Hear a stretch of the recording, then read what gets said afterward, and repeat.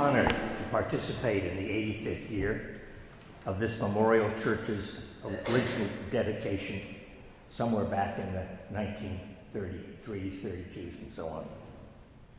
I was born in 1937. That makes me 80 approximately. Our family had a Cocker Spaniel, and I had 3 younger sisters. My father was in the war, which changed everything, even our dog. When I learned to wander around the immediate perimeter of Harvard College, I had to keep our Cocker Spaniel away from the dachshund up the street. People, including my mother, wanted to get rid of it because it was a German dog. She thought it might offer a sphere of trouble to our 4-legged friend, Churchill.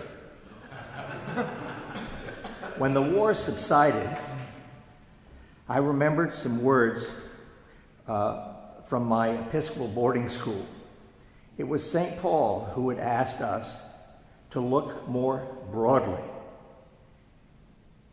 To quote, "The beautiful things are the things that have been made available to us. What we see, what we feel and experience, that was what St. Paul wanted us to especially know and apply to the adverse things in our lives." I have passed the walls of this church's sanctuary hundreds of times. On the south wall, under the class of 1934, the list of those who perished in the Second World War includes my father. He's number 4 on the list out of 8 33-year-olders who were cut down in the prime of their life. This church was built during my dad's freshman and sophomore year. His father, Byron Satterley Hurlbut, was an English professor. Along the way, he was appointed Dean of Harvard College. That must have put some pressure on young Hurlbut's behavior.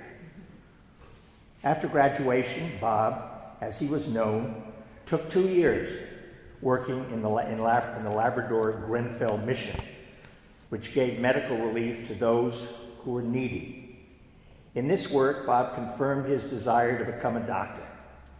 In 1942, he answered the Navy Department's call to report to the Chelsea Naval Hospital. He was infuriated. Going to sea as a line officer was what his unshakable first choice was. The Navy finally obliged. With a wife, 3 children, and a budding surgical practice, none of his friends could understand his decision to go to sea. All too late. His ship, the USS Halligan, hit a mine off Okinawa, and 3/4 of the ship's crew and all of the officers were lost. Those names in the class of 1934, their sense of duty, their moral commitment to save their country, frustrate me greatly. When will nations stop asking their youth to lay aside their hopes and their promises, to face the folly of war? Anyone reading of this or considering the sacrifice behind those words and those names of a memorial wall, best pause and think what's up there. When I was 10 years old, my father's name went up on the wall. Memorial Church was filled that day. Classmates, teachers, friends, neighbors, they all seemed to show up. I sat next to my paternal grandmother, totally confused. Why should she and I be congratulated? What was another name on the wall going to do for me? And all I really wanted to do was to get angry, find a father, tell my classmates to stop treating me as someone special, and to help me find that dachshund. But as St. Paul tried to tell us,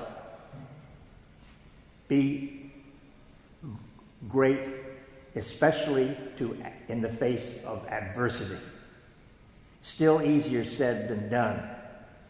Then who should show up that Sunday afternoon dedicating the memorial wall? Nick, the owner of the Brattle Forest, and Mr. Shane, who owned the deli at the corner of our street, Sparks and Foster. Wow, what a gift. Friendship, for they both watched over me till I graduated from college 14 years later. The beautiful things are the things that have been made available to us.